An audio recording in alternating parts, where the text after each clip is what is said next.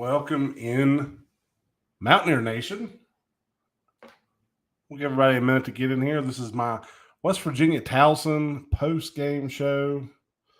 Don't really have a whole lot to talk about today about this game, but there's a couple things I just wanted to kind of talk about for a minute with the Mountaineer fans and get some of your takes on a couple things. So we'll give everybody a minute to get in. Guys, be sure to hit that like button, the share. If you're watching on YouTube, hit that subscription button. I think we're about 1,100 subscribers now and getting more every day, and that just helps get us further out into the reaches of the algorithm. So be sure to subscribe.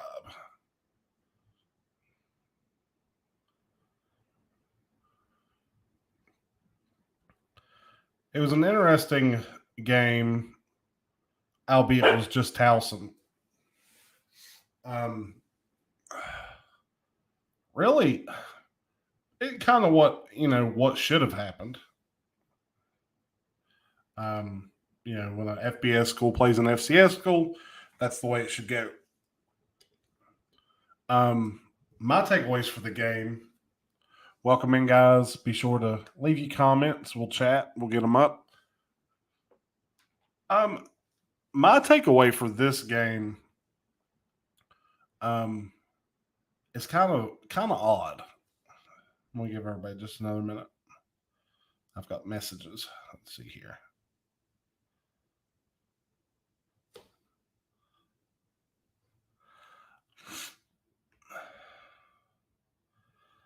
The takeaways for the WVU Towson game is our two deep is good. Our backup quarterbacks, our backup receivers, our backup running backs, our backup offensive line, and defense are pretty daggone good.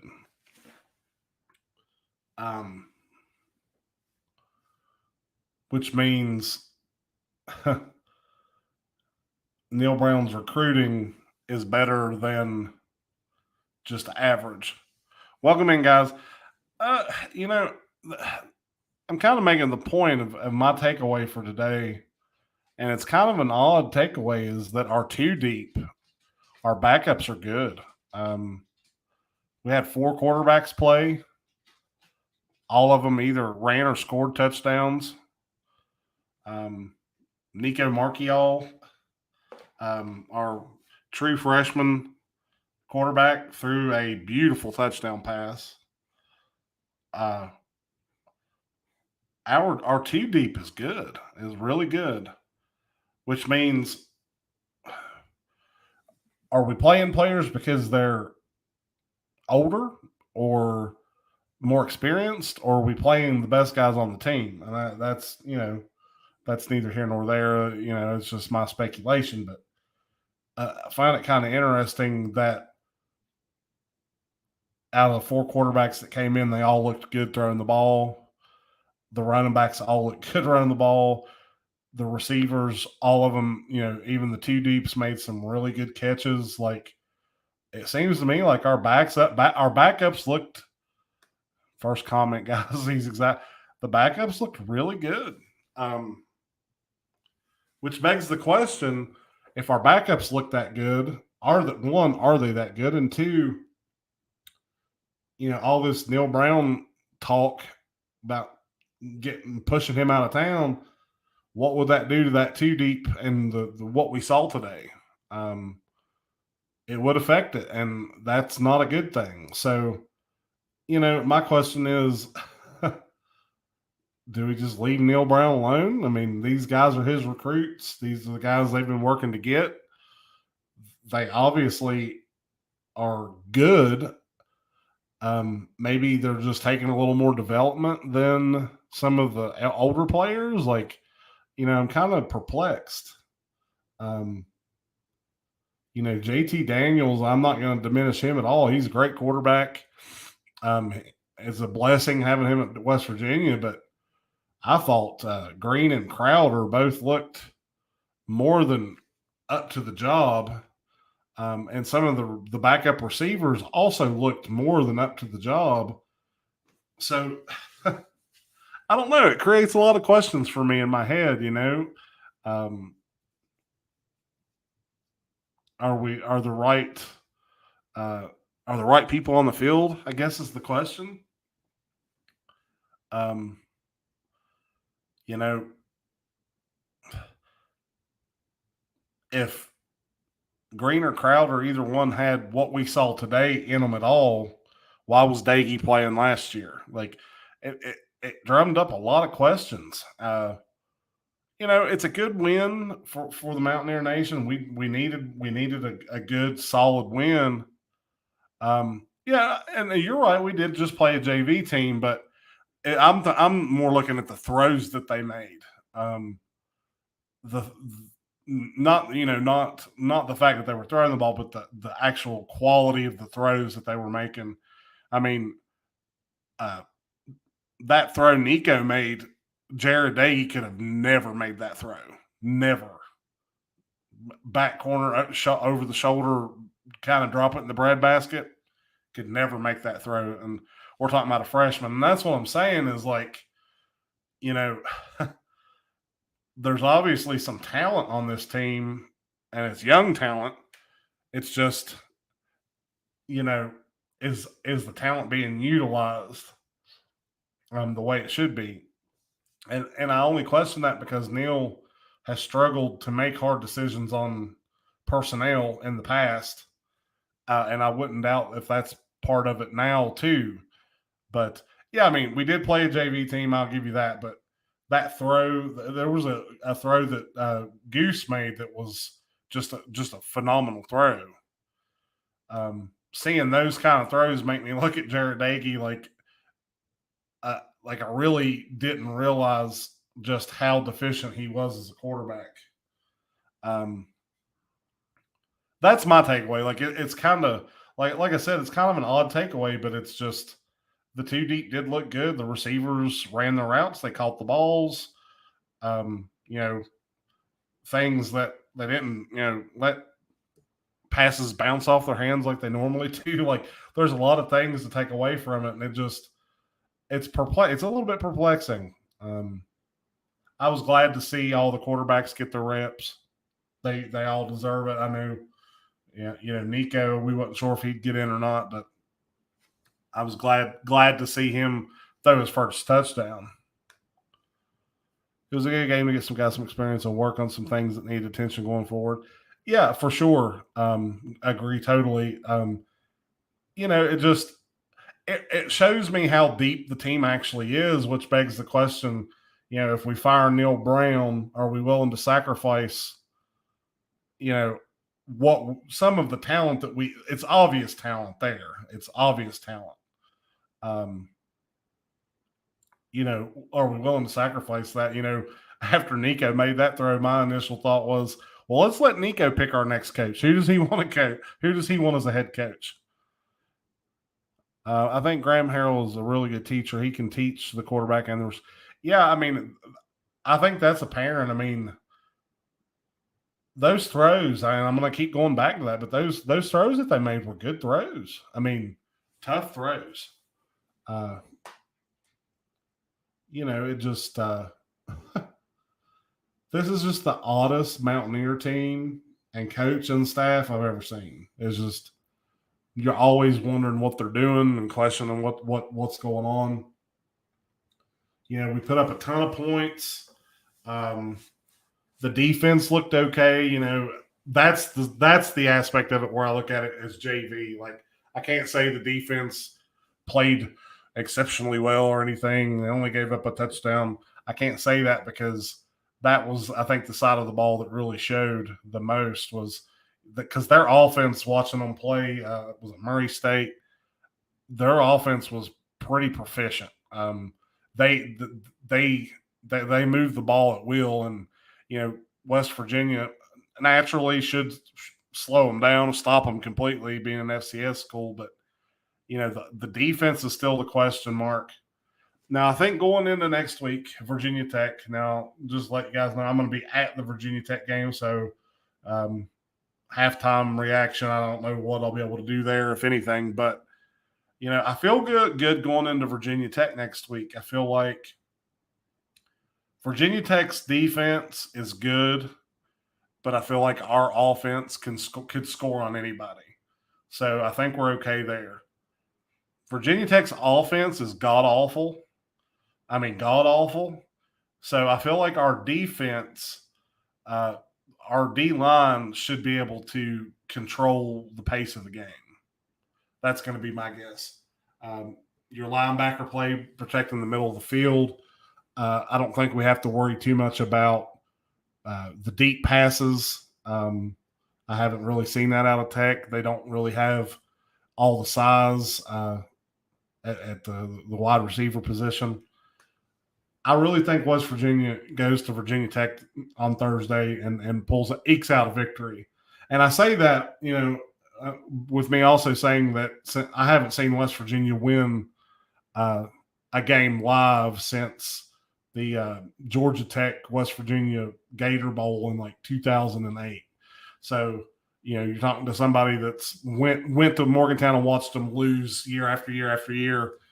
But I feel like, I do feel like they can go to Blacksburg and win, and they should. I think they're going to be primed for that. What do you guys think? I mean, do you think the offensive line, did anything look any different?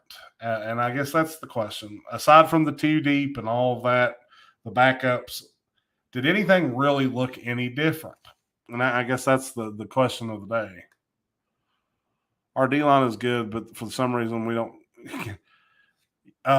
third down. Third downs kill me. I'd like to smack our defensive coordinator every third down. He does that drop 8 bullshit. Third down, third and 5, third and 8. It's always drop 8, drop 8, drop 8. No pressure, no pressure, no pressure. Give you all day to pass. And then they break contain and can run. If you got a running quarterback, they're going to run. And or somebody's going to come over the middle. Like there's no mixing it up with that. That's what they do. That's what they've always done. And I hate it. Absolutely hate it. I think aggressiveness is what it takes to really control for a defensive line to control the game. It's really hard to judge against. It is. I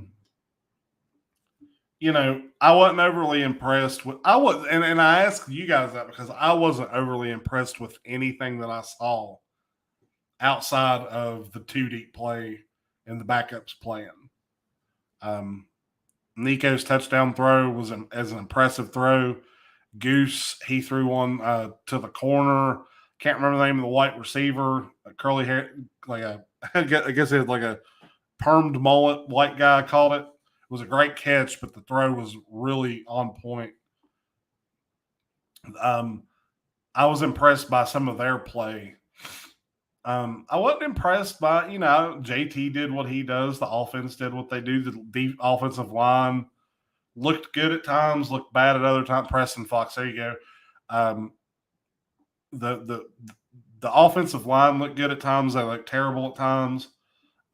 We had, I think, maybe JT. We had maybe one or two drop passes that could have been caught. Not too big a deal.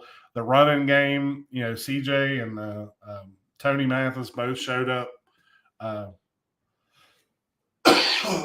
Sorry, guys, I think I've had COVID actually the last few days, and the fact that I'm even talking is amazing. But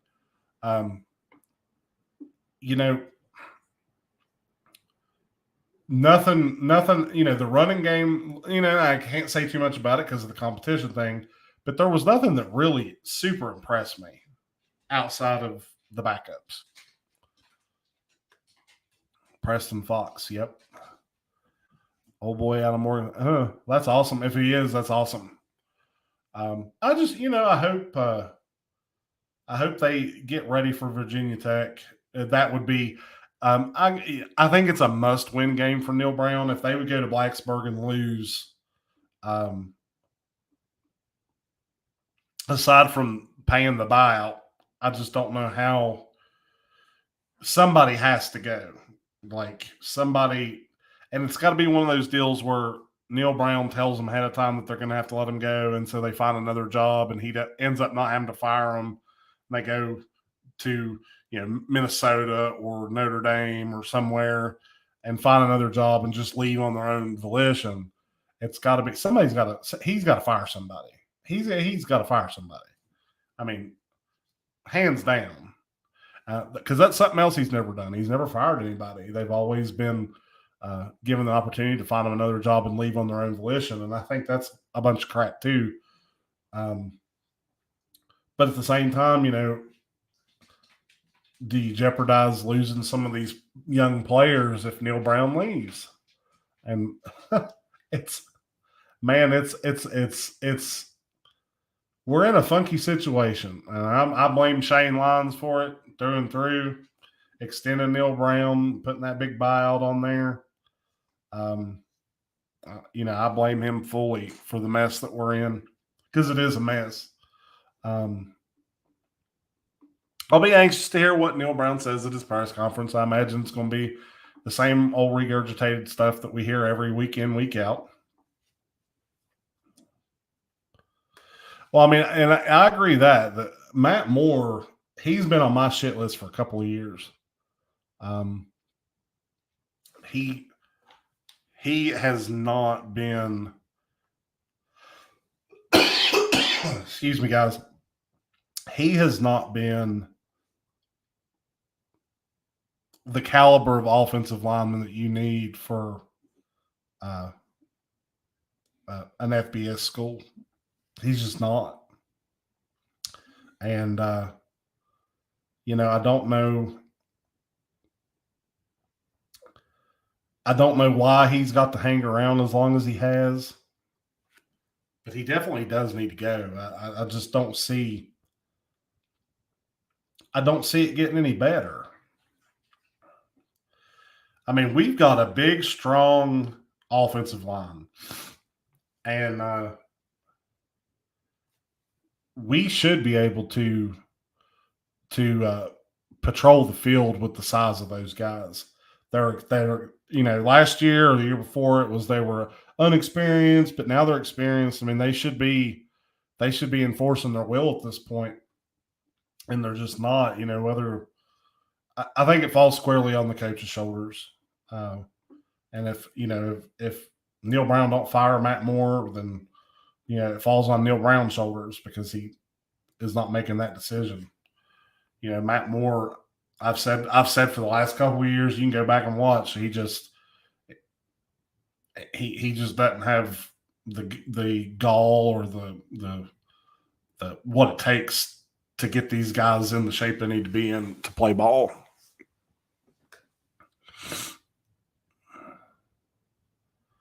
I mean, I agree totally. It should be the best offensive line we've ever had. And that's what's even funnier, man. And again, the competition, but the two deep offensive linemen, they come out full of piss and vinegar, and was blowing open holes, and there's some weirdness that's going on, and I'm just afraid. I'm afraid part of what it is some of the players that are established veterans are playing because they're established veterans and not because they're the best fit for the job. That's what I'm afraid of.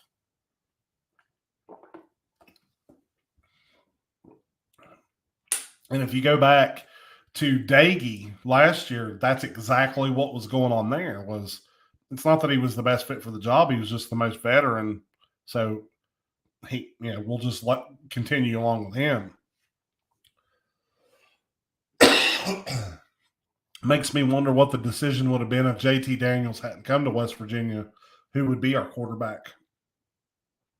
Just the next man up. So automatically would be Garrett Green, even though I thought Goose Crowder in the pocket and being flushed outside the pocket was just as good or better than Garrett Green. And then, of course, the passes that they were throwing, I mean, there's just a little something with West Virginia it's just It's strange, super strange.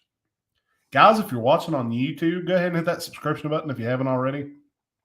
I like to do these little pop-up live shows after West Virginia games and just kind of get you guys' take on it and kind of share my thoughts. Um, you know, again, I'll repeat it for the people that's just popping in. The two deep was impressive. The backup quarterbacks, all four quarterbacks today looked good. The three reserves looked really good. I was happy to see Nico get his first touchdown pass on a beautiful pass at that. I think anything that we do to scare him off, firing Neil Brown or anything like that needs to be taken into consideration, because I do feel like he could be, the next great West Virginia quarterback coming in as a freshman, and just having the presence that he had on the field and the respect that he had after he threw his touchdown and the guys that were coming over and congratulating him. That says a lot about him as a person. He's got a lot of respect on that team. We definitely don't want to taint that.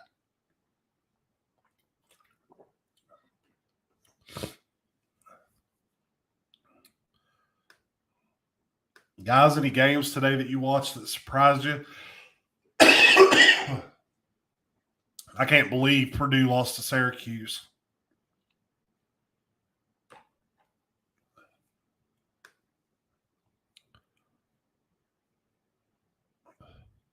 Oh, Neil Brown. He's here because of Neil Brown. He committed before Graham Harrell come on board.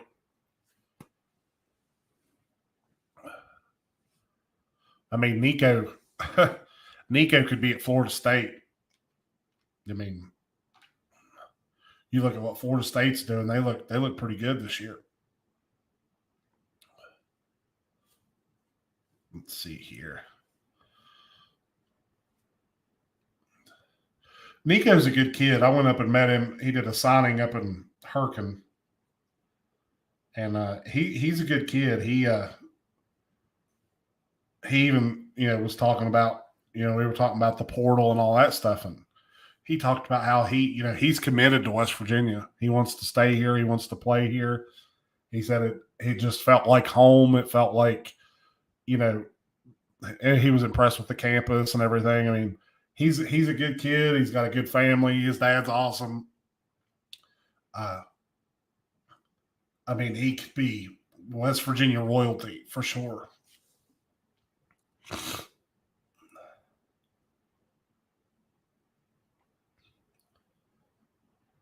Let's see. Syracuse beat Purdue. I don't know how that happens.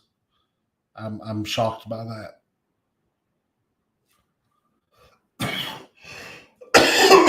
Excuse me, guys. Don't mean to cough in your ear. Can't help it. There's been a lot of weird games, man. This is the weirdest year of college football I've ever seen.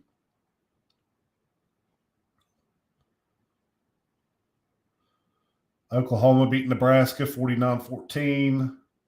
Michigan over UConn 59-0. Georgia over South Carolina 48-7. I thought that one would be just a little bit closer.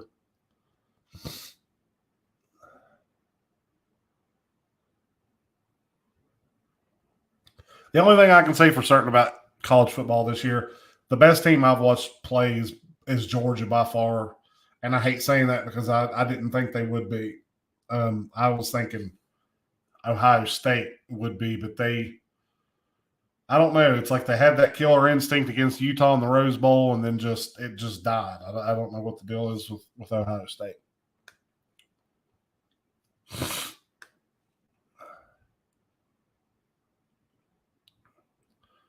Like we said, yeah. I mean, and that's the thing is, what happens if you fire Neil Brown and you get somebody that can't recruit for crap, but they can get, they can develop players well, but they can't recruit. Like we're in a conundrum, like with Neil Brown and the whole West Virginia situation. Like it's I think it could be the biggest turning point in the history of West Virginia since probably Rich Rod took over when he first came in. Like it's that big of a, it's that going to be that big of a thing. You know, if we fire Neil Brown and bring somebody else in, you're going to lose players. They're not going to be able to recruit. Neil Brown is a phenomenal recruiter. How do you get the best of both worlds? And that's the problem is I have no answer for that.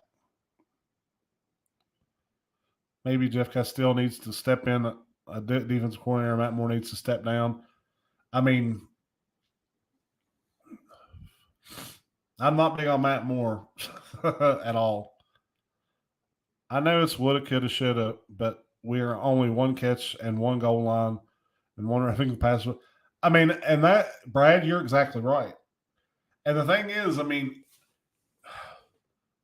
I've always said that losing close games is 100% on the coach. If you lose a close game, the coach screwed up. That's how I feel about it.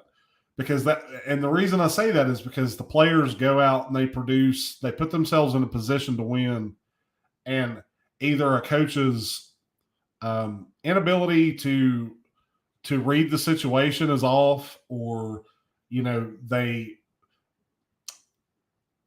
play call, they get cute with their play call is what I call it, and they just miss an opportunity. And as a coach, it's their responsibility to put the kids in the position to win, but they can also take them out of that position as well.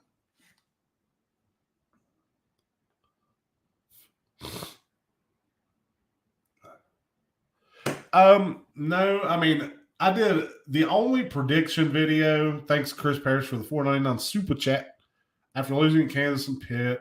My season projections, I did what it was called Sam the Man's way too early.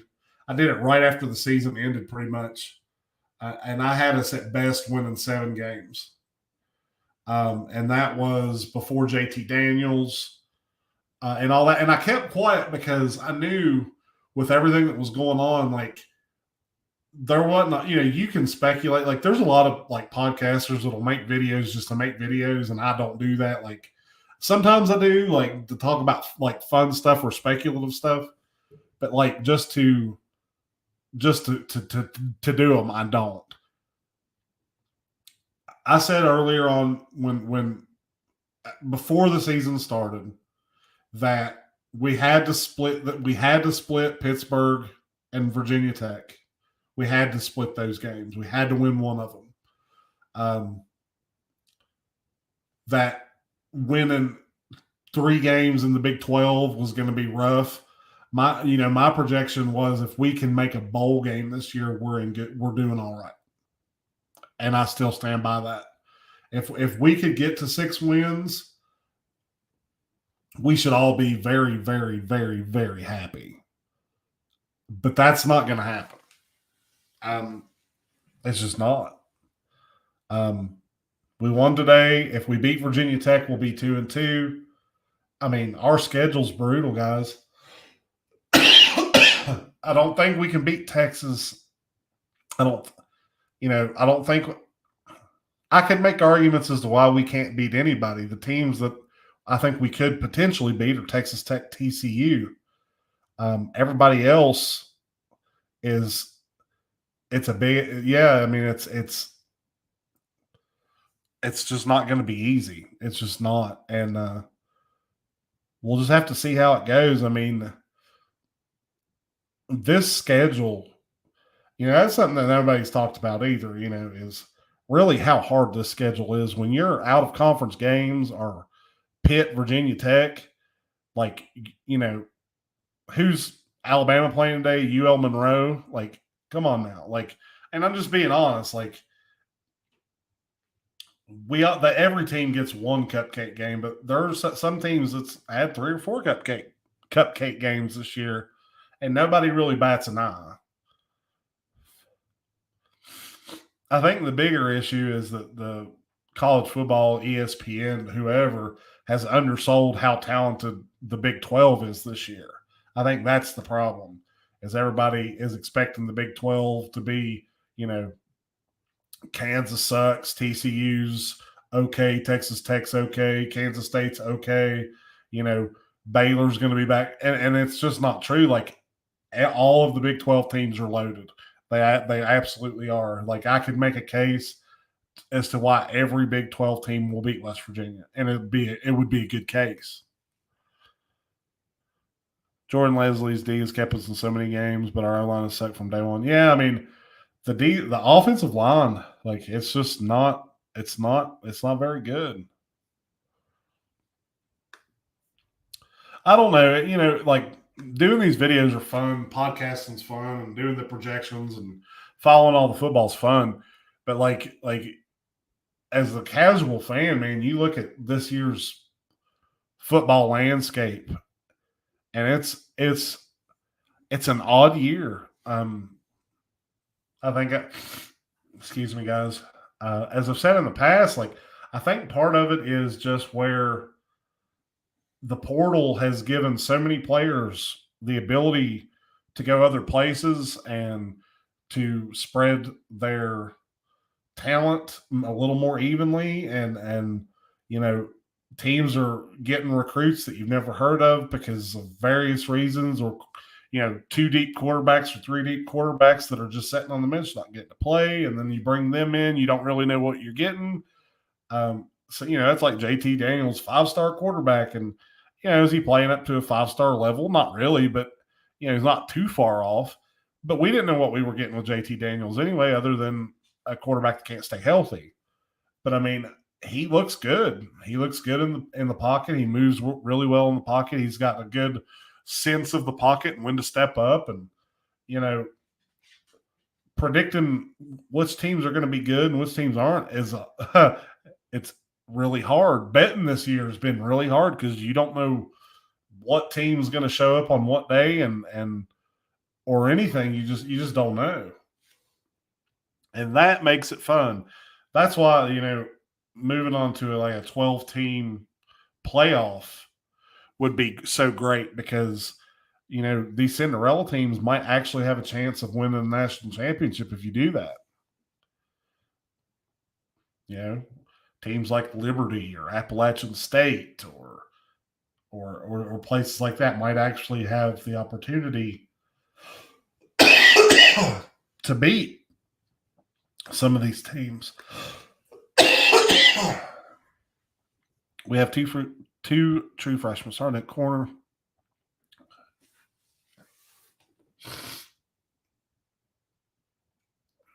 Yeah. Sorry, I can't read that at the moment.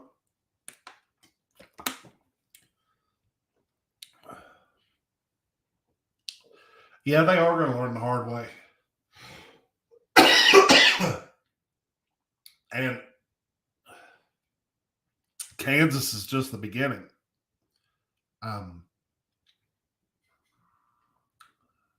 It's going to be a tumultuous year. The question is, where do we lay the blame? Do we lay it all at Neil Brown's feet, or I don't know.